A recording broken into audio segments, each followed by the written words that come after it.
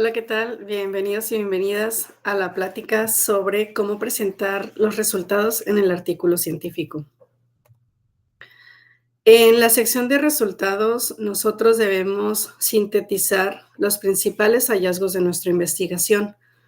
Es importante recordar que de repente tenemos investigaciones donde colectamos una gran cantidad de datos o información y es muy complicado poder ver cuál de toda esa información es la más interesante, la que aporta la evidencia relacionada con los objetivos y demás, pero es relevante que nosotros aprendamos a sintetizar los principales hallazgos. ¿Cómo lo vamos a lograr? Aplicando algunas técnicas de presentación de información, por ejemplo, gráficas, tablas, cuadros, según lo que yo considere que pueda mostrar esa evidencia de una forma más clara. La sección de resultados es el corazón de nuestro artículo científico. Así como la sesión anterior habíamos platicado que los objetivos junto con la metodología son la columna vertebral que sostiene la investigación, en el caso de los resultados son el corazón. Y el rol principal de estos resultados, pues, es comunicarnos un conocimiento nuevo. Generalmente va a ser conocimiento que no se posee. En ocasiones hay investigaciones donde vamos a tratar de esclarecer o de comprobar algo que se hizo por otro autor en otra investigación, pero generalmente el rol va a ser aportar un conocimiento nuevo. Nosotros debemos de presentar los resultados de forma imparcial y sin una interpretación prematura. ¿Qué significa? Que en esta sección solo vamos a mostrar la evidencia, todo lo que hemos encontrado en nuestro estudio, sin darle una explicación aún, porque eso viene en otra sección que sería en discusión, ¿no? No le vamos a dar una explicación, solamente vamos a mostrar la evidencia. De eso se trata los resultados. Y los resultados, como les comentaba hace un momento, que vamos a mostrar son aquellos que estén relacionados directamente con nuestros objetivos y aquellos que respondan a nuestra o nuestras preguntas de investigación. Esos resultados que vamos a mostrar van a validar nuestra hipótesis o refutarla, pero debemos demostrar la evidencia que hemos encontrado con la investigación, a pesar de que sea algo encontrado con nuestra hipótesis inicial de investigación. Un resultado, al fin de cuentas, es resultado, va a aportar información, corresponda o no con la hipótesis inicial. En la sección de resultados es importante que nosotros, como les comentaba, pongamos la información más relevante, muy sucinta, muy resumida, de esos principales hallazgos. Pero debemos de llevar de la mano al lector cuando mostremos los resultados y tienen que ir ligados completamente con los objetivos y mostrarlos en el orden como tenemos nuestros objetivos. Debe de corresponder perfectamente el orden de los objetivos con el orden de la metodología, con el orden de presentación de los resultados encontrados. De igual manera, cuando hagamos la explicación en la discusión o el contraste con otros trabajos, va en el mismo orden. Todo tiene que ir de la mano. Y estos resultados pues van a ir apoyados con información estadística algunas veces, con tablas, con figuras, dependiendo de cómo nosotros veamos que es la mejor forma de mostrar la evidencia. Algunas reglas generales es, vamos a mostrar la información que tenga relación directa con los objetivos. No vamos a incluir ya metodología, eso ya se dijo en la sección anterior. No vamos a interpretarlos, no vamos a compararlos con otra literatura, eso va a ir a la sección posterior, que va a ser la discusión. Vamos a emplear las técnicas que nosotros necesitemos para esclarecer, para clarificar una evidencia, no para oscurecerla. Esto es importante comentarlo porque en ocasiones vamos y hacemos análisis muy complejos a los datos o hacemos demasiadas pruebas, demasiados procedimientos a los datos, y eso lo único que está haciendo es volverlo más complicado, menos fácil de comprender. Entonces estamos oscureciendo en lugar de clarificar la evidencia. Como les comentaba, vamos a presentar los resultados aunque no apoyen la hipótesis inicial de investigación. Sería fabuloso que los resultados apoyen la hipótesis de investigación porque la hipótesis viene de la observación, pero en caso de que pasara lo contrario, es un resultado que tengo que aceptar como válido si es que yo seguí el método correspondiente y válido para poder obtener esos datos o esa información. Entonces vamos a mostrar los resultados, aunque contrasten con la hipótesis inicial. Como les comentaba, hay que llevar un orden lógico, coherente. Va a ir todo de la mano. El orden de los objetivos tienen una secuencia lógica. Posteriormente yo presento una metodología para cumplir con esos objetivos en el mismo orden y los resultados en el mismo orden también. El uso de subtítulos dentro de los resultados es válido y sobre todo cuando tú requieras aplicar un subtítulo es para poder darle una mejor legibilidad y guiar de mejor manera al lector. Hay que ser muy económico, sí, en las palabras, es decir, muy conciso, eliminar información redundante, oraciones muy largas. Tenemos que ser muy concisos y muy precisos. Mostrar la tabla, mostrar la gráfica y en el texto yo voy a poner lo que necesite resaltar de esa tabla, de esa gráfica. ¿Ok? Entonces tenemos que ser muy concisos y económicos con las palabras. ¿Qué me conviene más, presentar una tabla o presentar una figura? Va a depender totalmente del tipo de datos que tengas. Por ejemplo, en las investigaciones cualitativas, supongamos que hicimos entrevistas, ahí quizá lo más conveniente va a ser una tabla en donde tú pongas por un lado frases notables y por el otro lado tu interpretación. Ahí no vas a tener una gráfica, no vas a tener porcentajes. Posiblemente lo que vas a tener como evidencia son tablas con este tipo de información. Frases notables, interpretación del investigador.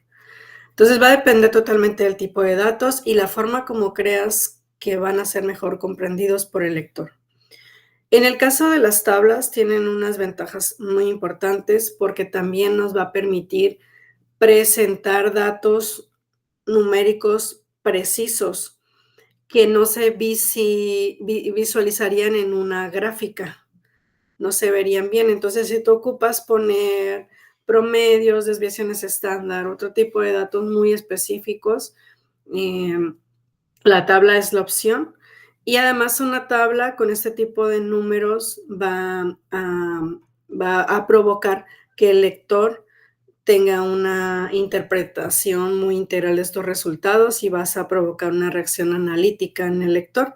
También hay que pensar como la mejor forma de presentarlo, pero también qué reacción buscas en el lector o la persona que va a analizar tu trabajo. En el caso de las figuras, te evidencia de mejor forma patrones, subidas, caídas en los datos, en los números. Por ejemplo, si mostramos cómo ha cambiado el número de la población humana, en una tabla no veríamos propiamente esas subidas, caídas en el número de la población o de tasas de natalidad, tasas de mortalidad. Lo que vamos a necesitar en ese caso es pues una gráfica que te va a evidenciar esos cambios, patrones, tendencias, relaciones, comparaciones o resaltar algún mensaje. Una figura es visualmente más atractiva, la reacción que produce en el lector es de leer una historia, analizar toda la secuencia, analizar todos los cambios, toda la tendencia de esos datos. En el caso de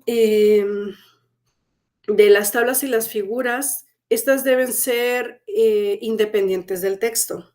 Es decir, muestras tu gráfica o tu fotografía o tu tabla y posteriormente pues hay que dar alguna indicación de qué es lo que queremos resaltar en esa tabla o figura.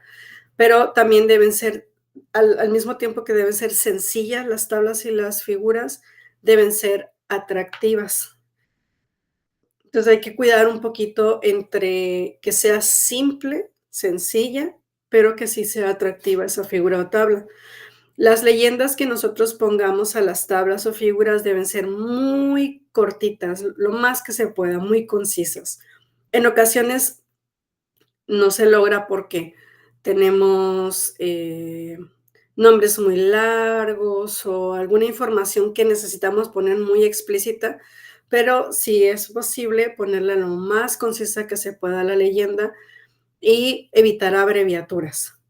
En lugar de poner un acrónimo, lo pongo completo para que se entienda.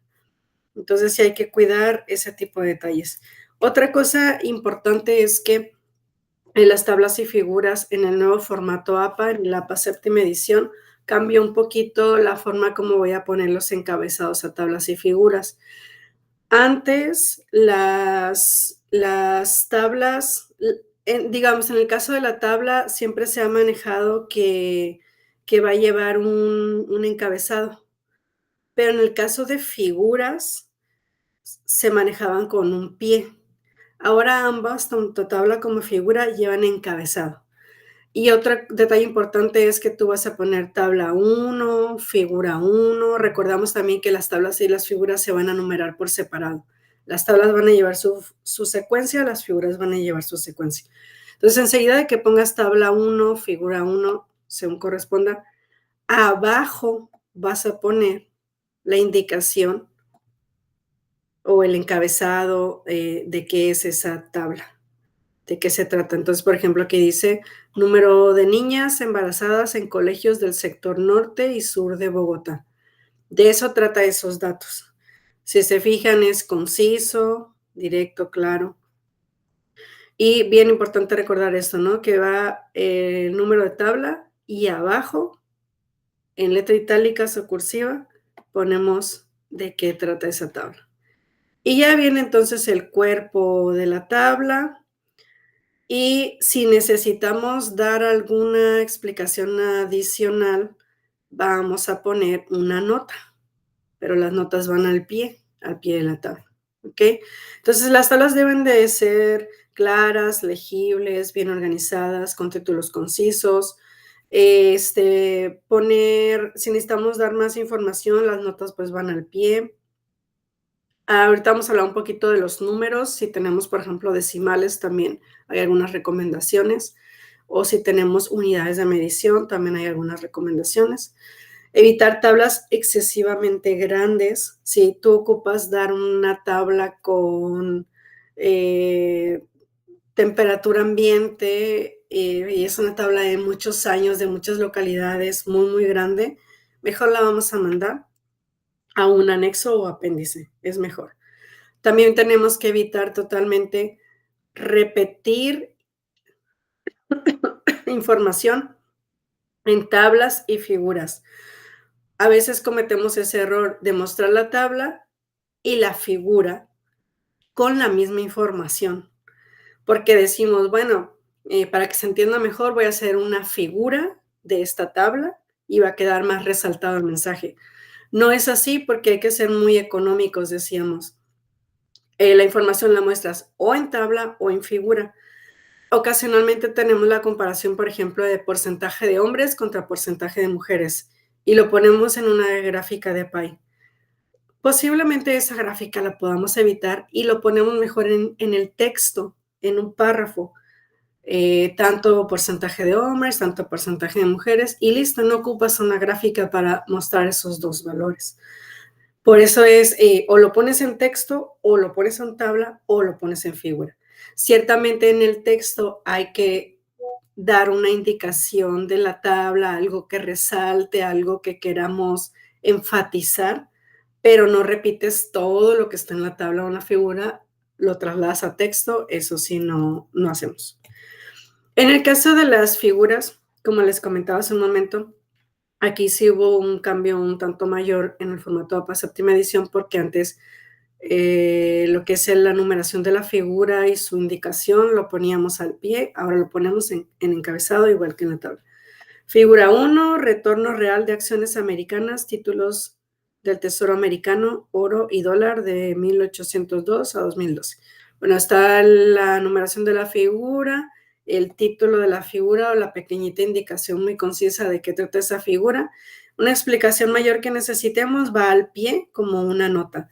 Por ejemplo, si tenemos una figura que la hemos tomado de alguna fuente o modificado de alguna fuente, este es el espacio, la nota, donde vamos a dar esa indicación. En el caso de las figuras, pues pueden ser gráficas como la que estamos mostrando en pantalla, pero también podría ser un diagrama, como un diagrama de procesos, un diagrama de flujo, un diagrama de árbol, un mapa conceptual. Podrían ser también figuras o imágenes, fotografías, alguna imagen de satélite, un mapa, en el caso de que necesites resaltar las localidades en donde has realizado tu trabajo de campo, por ejemplo, un mapa es una opción. Entonces hay diferentes tipos de figuras. Si en el caso de gráficas, podemos hablar de una gráfica lineal, como la que se muestra en pantalla, una gráfica de barras o histograma de frecuencias podría ser, una gráfica de dispersión, que es aquella que mostramos con puntos de cómo se encuentran nuestros datos. Y en el caso de otros tipos de figuras, comentábamos, podrían ser fotografías, microfotografías, por ejemplo, fotos de microscopio, puede ser también, o cuando mostramos el área de estudio, como les comentaba, mapas. Queremos mostrar evidencia de alguna actividad con fotografías también. Ese son el tipo de figuras que podemos utilizar y pues aquí depende totalmente de lo que queramos mostrar de evidencia. En el caso de las tablas y figuras, todas las tablas y figuras, como les comentaba, deben de llevar su indicación o encabezado muy conciso, adecuado, y leyendas informativas pues irán al pie. Deben ser también de una escala apropiada. Cuidar que no tengamos una figura que ocupe toda la hoja, y a su vez, pues que no sea súper chiquitita. Voy a mencionar algunas recomendaciones básicas. Nos recomiendan evitar las gráficas tridimensionales. Por ejemplo, esas gráficas donde la barra se ve con profundidad, la gráfica de barras. ¿Por qué evitamos las gráficas tridimensionales? Porque son difíciles de leer. Cuando tú tienes una gráfica de barras con profundidad y quieres leer ese valor en el eje Y, de repente es confuso. Entonces nos dicen que sean planas las gráficas. En el caso de las gráficas de Pi, son buenas cuando tenemos que mostrar varios porcentajes, por ejemplo. Pero repito, si tienes dos datos, la gráfica de Pi ahí va a ser innecesaria, solo lo mencionas en el texto. Evitar imágenes detrás de la gráfica. Ese es el ejemplo que estoy mostrando en pantalla. Es sobre una gráfica de porcentaje de cobertura de coral y casi ni se alcanzan a ver los puntos. Es una gráfica de dispersión. Por aquí se ve un punto, acá tenemos otro punto, acá hay otro punto. Aquí tenemos otro, por aquí otro, son triángulos y se alcanzan a ver por ahí si somos muy bondadosos, sí lo podemos alcanzar a observar, pero seguramente se me fueron otros, por acá arriba hay otro punto. Con mucho cuidado los puedes alcanzar a ver, pero definitivamente no es una buena presentación de una figura. Tienes la imagen del coral atrás de la gráfica, oscurece totalmente los puntos que necesitas observar. No podemos ver la tendencia de los datos, es una mala gráfica. Entonces, de preferencia que nuestro fondo sea claro, sea blanco y con gráficas planas. Esa es la recomendación. Muy importante que pongamos etiquetas en los ejes. ¿Qué estamos viendo en el eje X? ¿Qué estamos viendo en el eje Y? Si es densidad, abundancia o qué es lo que estamos viendo. Poner las etiquetas es súper importante. Si es un mapa, tenemos que poner la escala. Por ejemplo, de 0 a 100 metros o kilómetros, mostrar ahí la barra con la escala.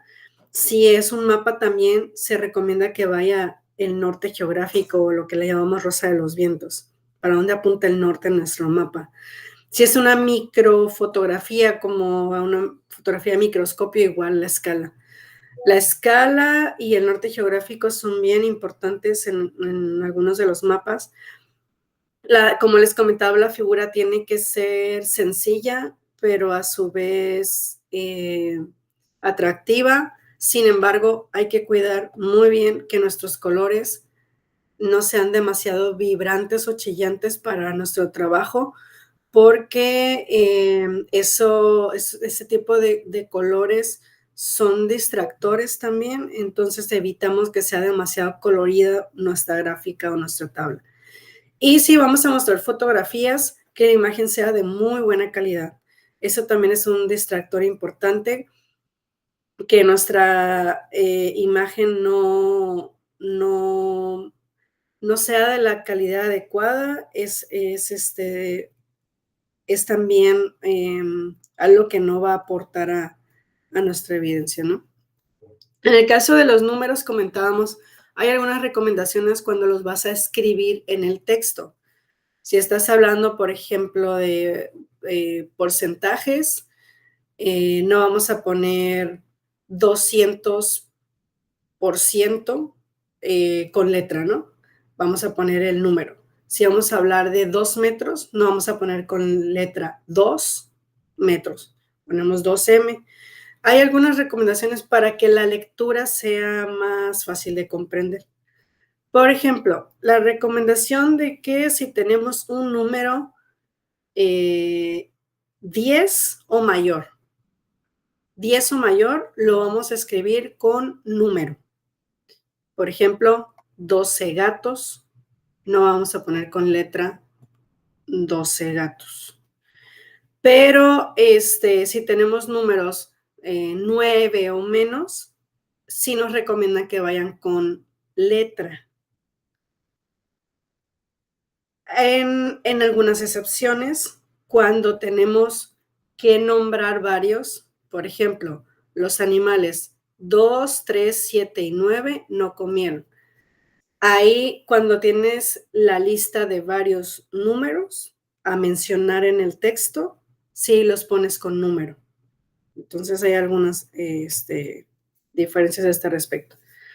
Cuando vas a hacer comparaciones, aunque el número sea menor de 10, también se recomienda que vaya con número, no con letra. Por ejemplo, dice, en 2 de 20 transectos no se hallaron en ejemplares.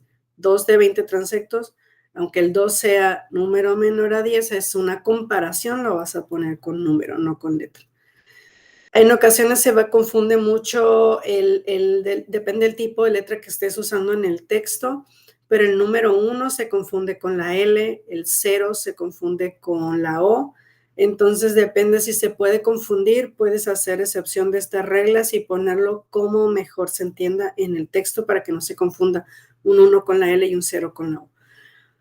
Como les comentaba, números menores a 10, para indicaciones generales, algo que no sea preciso, comparación o lista de valores, lo vas a poner con letra. Se repitió el experimento 3 veces, va con letra. Siempre que uses un número para iniciar la oración, aunque sea número mayor a 10, por ejemplo, en este caso 200, si vas a iniciar la oración, lo vas a poner con letra. Esa es otra recomendación. 200 perros atacaron al técnico para probar su valía en campo. También cuando haces, podrías en ocasiones combinar texto y cifras. Si no, es comparación, por ejemplo, si dice, como la anterior que decía, en 2 de 20, en este caso, en 2 de 20. Si no es una comparación, podrías combinar. Aquí dice, se revisaron 5 niños de 10 años de edad. El 5, por ser un número menor a 10, iría con letra y la edad, pues, con número. En el caso de las unidades de medición, tienen que ir inmediatamente después del valor numérico. 3 metros, 1 gramo, 5 grados centígrados, 1.5%. Tienen que ir enseguida la unidad de medida. Si queremos poner una fecha, un tiempo, una cantidad exacta, hay que escribirlo completo, representarlo de forma exacta. Por ejemplo, 7:30 AM, 12 de mayo. Tenemos que ponerlo completo, la fecha o ese tipo de cantidades. En el caso de números muy grandes, podemos redondear. Por ejemplo, en lugar de poner, si voy a escribir, conté 3 millones de bacterias, en lugar de escribir todos los ceros que corresponde, lo puedo poner con letra. 3 millones. Porque, repito, estas recomendaciones son para que el lector lo lea más fluido el texto, más rápido, más directo el mensaje, y es mejor ponerlo de esta manera en estos casos. Es súper importante que siempre que vamos a poner un número decimal que empiece con 0, no vamos a poner, como el ejemplo, .14, siempre tiene que ir el prefijo 0. 0.14 es la forma correcta de expresarlo. Eso es lo que les comentaba de los decimales. Cuando a veces muestran tablas con porcentajes o promedios o desviaciones estándar, creen que entre más decimales le pongamos, pues va a ser más exacta la cantidad. Es muy difícil de leer este tipo de números. ¿Cuál sería la recomendación? 1 o 2 decimales. Redondear a 1 o 2 decimales. 12.57 o 12.6. Eso sería lo más adecuado para ponerlo. Generalmente usamos también en nuestro país, porque en Sudamérica es un tanto diferente esta parte, pero generalmente usamos el punto para indicar los decimales, y cuando utilizamos las comas es para dar cantidades de miles. Si vamos a poner 1000, 1,000. Generalmente así lo escribimos nosotros. Evitar algunas frases como en la siguiente se usaron aproximadamente 20.512. No es un aproximado, te estoy dando un número exacto, entonces hay que revisar también el texto, la gramática, la sintaxis de cómo lo estoy anotando. Tendría que decir, se usaron 20.512 células o se usaron aproximadamente 20.500 células. Para nosotros dar la interpretación de la tabla o figura, es importante también comentarles que no solamente para mostrar resultados vamos a aventar la tabla, la figura, la imagen, la fotografía y listo, sino que tenemos que dar una pequeña indicación en texto de algo que queremos resaltar de esa tabla, figura o imagen. Por eso el texto es complementario a la gráfica, figura o tabla, ¿ok? Hace rato les comentaba, no vamos a repetir lo que estamos mostrando en la figura, repetirlo y describirlo completamente en el texto. No debemos de duplicar información, ni poner lo mismo en tabla y figura. O sea, una información mostrarla en tabla y luego mostrarla en figura es una u otra, la que queremos que se entienda mejor. Y en texto no vamos a describir completamente eso, solamente vamos a resaltar algo que queremos enfatizar de esa tabla o figura. Es importante que cada tabla o figura, cada una de ellas vaya referenciada en texto. Estamos describiendo la tasa de natalidad. Podemos decir, en el año 2020 bajó la tasa de natalidad en Baja California Sur, y entre paréntesis, figura 2. Entonces, ¿en dónde estamos mostrando esa evidencia de lo que describimos en el texto? Pues lo puedes observar en la figura 2. Le das la indicación al lector de dónde puede ver eso que estás resaltando de la tabla o figura, ¿no? Todas tienen que ir referenciadas en texto. Y el texto lo que va a hacer es resaltar lo más significativo de la información visual que estamos proporcionando, de esa tabla o de esa figura, fotografía. Hay que ser muy honestos y éticos en nuestros resultados que encontremos, es decir, no vamos a manipular, o como le decimos también, cucharear datos. No vamos a inventar datos. Por ejemplo, si encontramos un dato anómalo, cambiarlo, modificarlo para que no me meta ruido en el estudio. Eso no lo debemos hacer. No vamos a manipular ni vamos a inventar datos. Si hemos tomado nuestros datos de la forma más rigurosa posible, siguiendo un método estricto, no debemos de caer en la manipulación de esa información ni inventar datos. Es importante también que los resultados sean muy claros, lo más posible, porque esto contribuye a que otros investigadores puedan replicar nuestro estudio. Aquí la metodología es súper importante, pero también la forma como nosotros analizamos la información y la presentamos. Si hay claridad en eso, también esto va a permitir que otro investigador pudiera replicar nuestro estudio. Y si hemos tomado alguna figura de alguna fuente o ya sea para adaptarla, adecuarla o si la necesitamos, por ejemplo, un dato de temperatura, un dato de, bueno, poniendo este ejemplo, un dato de temperatura, entonces hay que dar el crédito de dónde lo hemos conseguido esa información, ¿no? Siempre vamos a poner la fuente o dar la referencia a terceros si aplica. En el caso de los análisis de datos, hay que indicarlos, qué pruebas hemos hecho, pero hay una cantidad de formas de analizar la información muy, muy grande, mucho más que la que estoy mostrando aquí. Esto que voy a mostrar enseguida solamente son recomendaciones de los análisis estadísticos más sencillos y comunes que podemos aplicar a nuestros datos para analizarlos. Tenemos por un lado que hay dos tipos de estadística. En el caso de la estadística descriptiva, es aquella que nos enseña cómo vamos a analizar nuestros datos, evidenciando simplemente medidas descriptivas como aquellas de tendencia central o de dispersión. Las medidas de tendencia central son media, mediana y moda. No necesitas mostrar las tres. Tú vas a utilizar aquella que explique mejor a tus datos.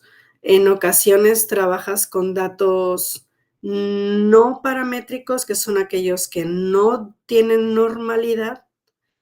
La media no es el mejor descriptor de sus datos, va a ser la mediana.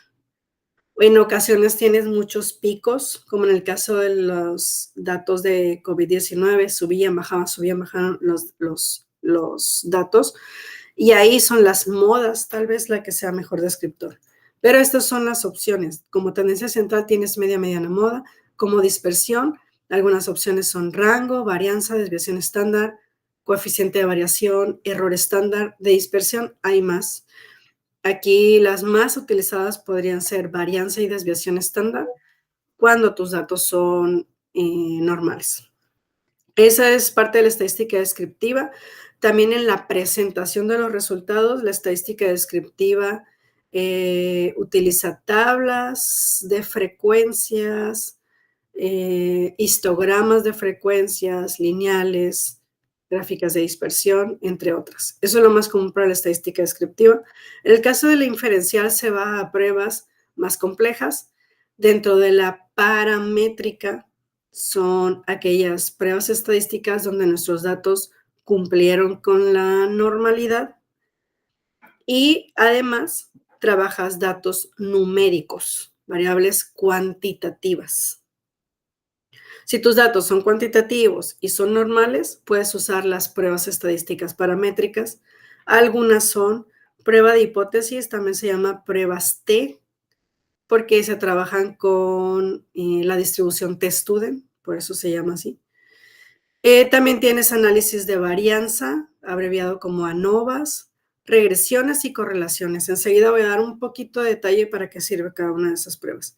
Y dentro de la no paramétrica, algunos ejemplos son la prueba Chi o Chi cuadrada, Udemann-Whitney y Kruskal-Wallis. Voy a comentar estas pruebas que tengo acá: hipótesis, ANOVA, regresión, correlación, Chi cuadrada, Ullmann-Whitney y Kruskal-Wallis, para qué sirven cada una de ellas. Es decir, solo estadística inferencial voy a hacer esta precisión. En el caso de prueba de hipótesis, esta te sirve para comparar los estadísticos, que quiere decir, puedes comparar promedios, varianzas o proporciones. Hay 6 pruebas de hipótesis diferentes, porque podrías comparar tu muestra contra un valor bibliográfico, tanto para media, varianza o proporción, y tienes 2 de cada una, es decir, con una muestra y con 2 muestras. Son 6 pruebas diferentes y, como les comentaba, compara los estadísticos de dos muestras, pero tus datos deben de cumplir con la normalidad. En caso de que no cumplan con la normalidad, tienes un equivalente no paramétrico, que se llama Udemann-Whitney. Te sirve exactamente para lo mismo, comparar 2 muestras, pero ya no puedes comparar medias, tendrías que comparar medianas. Esta Udemann-Whitney la vas a utilizar si tus datos no cumplen con la normalidad. ¿Okay? También hay una prueba para analizar si tus datos cumplen o no cumplen con la normalidad. Aquí nada más se les da como una fotografía y ya las necesidades de cada uno, pues ustedes investigarán de qué trata o cómo se realiza ese procedimiento estadístico. En el caso de ANOVA o análisis de varianza, esta se utiliza cuando tienes varias muestras. No solamente tienes 2 muestras a comparar, por ejemplo, el grupo A contra el grupo B, sino que tienes el grupo A, B, C y D. Entonces, para comparar varias muestras, necesitas brincarte ahora a un ANOVA o análisis de varianza, pero hay que tener claro en que un análisis de varianza vas a comparar cómo es, por ejemplo, el promedio académico entre 4 grupos, el grupo A, B, C y D, cómo es el promedio académico entre ellos, pero también podrías decir, por ejemplo, cómo si hay diferencia o no en el promedio académico entre 4 licenciaturas. Entonces vas a comparar enfermería, psicología, trabajo social y diseño. Si hay diferencia en el promedio académico entre esas 4 licenciaturas. Ahí estás trabajando 2 variables. Por un lado, el promedio académico es numérico o cuantitativo, y por otro lado tienes las licenciaturas, que es cualitativo. Entonces, esta ANOVA te va a analizar si hay diferencia entre varias muestras, pero tienes una variable cualitativa, es decir, licenciatura, y una cuantitativa, es decir, promedio académico. Este análisis se llama de una vía, y hay también de 2 vías, de 3 vías. Lo puedes hacer tan grande como lo necesites. También hay un famoso MANOVA, que es cuando tienes muchas variables o es un análisis de varianza múltiple. Pero bueno, en el caso de un 2 vías sería, entonces, voy a ver si hay diferencia entre el promedio académico entre las licenciaturas. Entonces, las 4 licenciaturas, si hay diferencia entre su promedio académico, pero además lo voy a desmenuzar o desglosar por género. Entonces voy a tener 2 variables cualitativas que en este caso son también llamadas independientes. Voy a tener 2 independientes y voy a tener una cuantitativa, que es el promedio académico, o dependiente. Se llama dependiente porque el promedio es el que puede cambiar o depende de la licenciatura y del género. Por eso es la dependiente. En el caso de una regresión, esta te analiza la relación entre 2 variables numéricas o cuantitativas. Aquí debes llevar una claridad muy buena entre cuál es la variable que afecta a la otra, es decir, cuál es la dependiente y la independiente. Por ejemplo, si yo quiero ver la relación entre el peso y la talla, es el peso el que cambia en función de la talla. Entonces mi peso es mi dependiente. Si no tuviera la claridad entre cuál es la que cambia en función de la otra, me cambio a una correlación, que es el mismo procedimiento que haces a tus datos que en una regresión, pero se llama correlación cuando no tienes la claridad entre lo que es la variable dependiente e independiente, o que la explicación puede ser en ambos sentidos. Por ejemplo, tengo muchos depredadores porque tengo muchas presas, o al revés, tengo pocas presas, entonces va a haber pocos depredadores. Aquí la explicación puede ser en ambos sentidos, por eso se llama correlación. Cuando hago un análisis chi cuadrada, aquí ya me cambié a la estadística no paramétrica. Esta generalmente es bastante utilizada cuando tenemos datos de encuestas. Muy utilizada. Pero aquí sí estamos trabajando 2 variables cualitativas, categorías, datos que no son numéricos. Por ejemplo, dice, puedo ver si hay dependencia entre padecer cáncer de pulmón y ser fumador. Entonces, tus datos son, ¿usted fuma? Sí o no. Entonces, tienes una bola de sís y unas bolas de nos. Tienes datos no numéricos. Pero puedes sacar frecuencias, cuántos sís, cuántos nos, y entonces lo que analiza la chi cuadrada son esas frecuencias. Entonces tienes cáncer de pulmón, perdón, ser fumador, sí o no, y padecer cáncer de pulmón, sí o no. Entonces ver si ves con esta prueba si hay dependencia entre ser fumador y padecer cáncer de pulmón.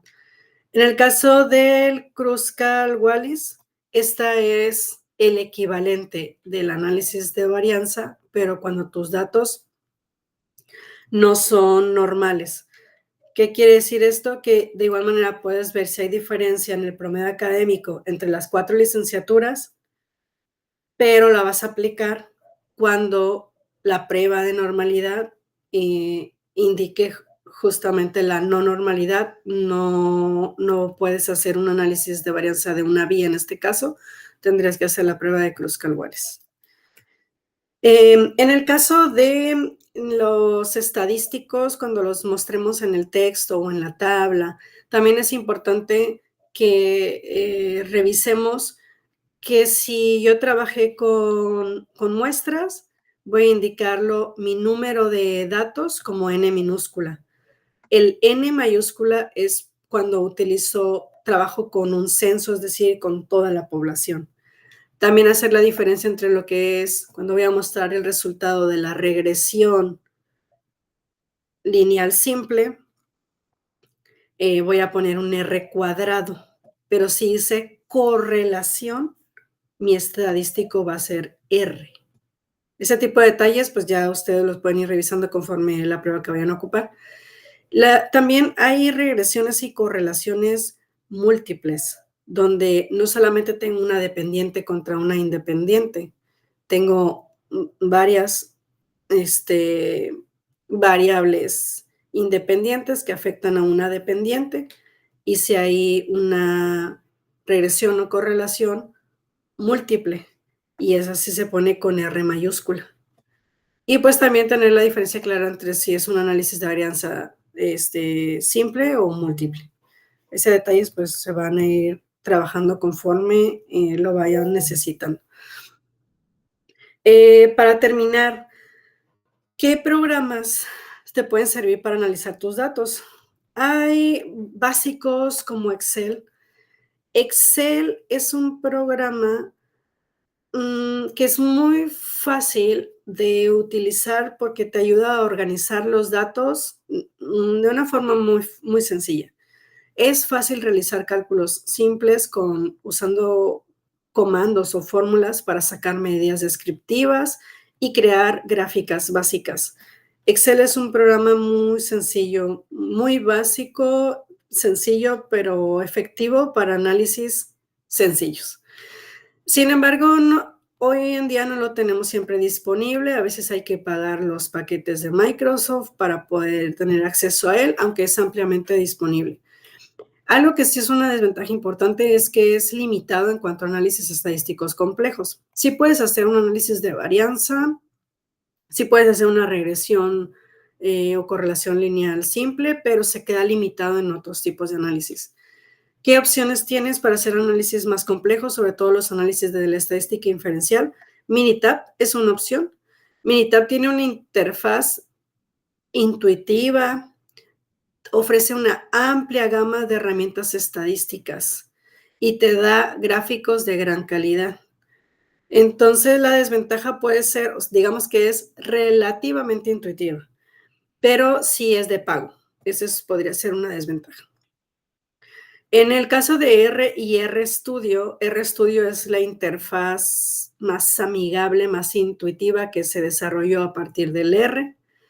Estos son gratuitos, son de código abierto, que significa que te va a permitir, a través de una instrucción, poder hacer prácticamente cualquier análisis estadístico. Entonces, de todas estas, de todos los software que estoy mostrando, el RStudio es gratuito, te permite hacer, no está limitado pues a los paquetes o las herramientas estadísticas que traen los otros. Aunque tienen una amplia gama, están limitados. El RStudio puedes hacer cualquier cosa, tiene un vasto ecosistema de paquetes y se está trabajando en hacer más y más y más conforme se va necesitando y vas jalando los paquetes que vas ocupando al RStudio. ¿Cuál es el problema? El más grande que pudiéramos encontrar, requieres tener conocimientos básicos del lenguaje de programación porque todo lo pones con instrucciones. No es como picarle a los botones de forma intuitiva como en el Minitab o Statistica u otros. Ese es el detalle, que es un poco complejo de utilizar, pero es muy bueno. En el caso de Statistica es otra opción donde la interfaz es extremadamente amigable, muy automatizada, muy de picar botoncitos, tiene una interfaz gráfica muy amigable y ofrece una amplia gama de herramientas. Es caro, podría ser una limitante. El SPSS es muy bueno también, una amplia gama de herramientas, tanto descriptivas como inferenciales. Y no solamente es de pago, sino que es muy costoso. Esa podría ser su limitante. Bueno, pues espero que la información haya quedado lo más clara posible. Cualquier duda, les dejo en la presentación mi correo. Me pueden contactar si necesitan más información o detalle de alguna parte. Y pues muchísimas gracias a todos.